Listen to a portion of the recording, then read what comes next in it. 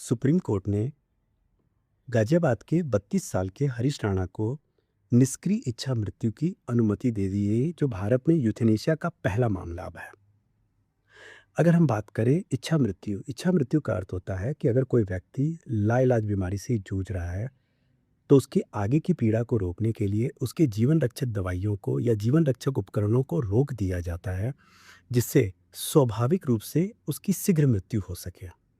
और भारत में देखा जाए, सर्वोच्च न्यायालय द्वारा संविधान के अनुच्छेद 21 जो गरिमापूर्ण मृत्यु का अधिकार देता है, उसके तहत निष्क्रिय इच्छा मृत्यु की अनुमति देता है।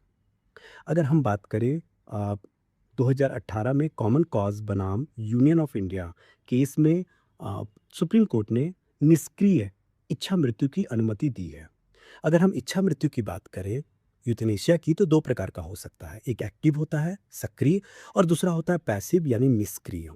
एक्टिव का मतलब होता है जहां जानलेवा दवाई के या इंजेक्शन के माध्यम से प्रत्यक्ष रूप से किसी को मौत दी जाती है, और ये भी वॉलंटरली और इनवॉलंटरली होता है, स्वैच्छिक और अनैच्छिक। स्वैच्छिक मतलब जहां व्यक्ति इच्छा से अपनी मृत्यु करवाता है, और अनैच्छिक मतलब जहां व्यक्ति को उसकी बिना इच्छा से उसको मार दिया जाता है। और याद रखिएगा, भारत में सक्रिय इच्छा मृत्यु की अनुमति नहीं है। न्याय संहिता 2023 के धारा 100 और धारा 101 के तहत इसे इरादतन या हत्या का आरोप माना जाता है। जबकि अगर हम निष्क्रिय इच्छा मृत्यु की बात करें, तो कॉमन कॉज बनाम यूनियन ऑफ इंडिया 2018 के मामले में सुप्रीम कोर्ट ने इसकी अनुमति दी। हालांकि 2023 में इसमें संशोधन किया गया।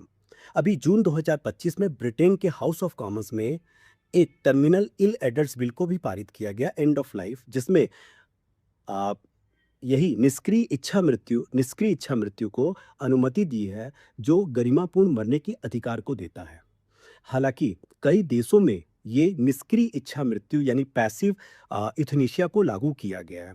एक्टिव यूथनेशिया अभी तक देखा जाए तो कुछ ही देशों में, जैसे नीदरलैंड में ये लागू है, लेकिन कुछ नियम के अनुसार इसको लागू किया गया है। तो अब सुप्रीम कोर्ट ने हरीश राणा को पैसिव यूथनेशिया यानी निष्क्रिय इच्छा मृत्यु के तहत ये अनुमति दी है कि उनको उनके जो जीवन रक्षक दवाई हैं, जीवन रक्षक उपकरण हैं, उसको धीरे-धीरे बंद किया जाए और उनको इच्छा मृत्यु दी जाए। Thank you.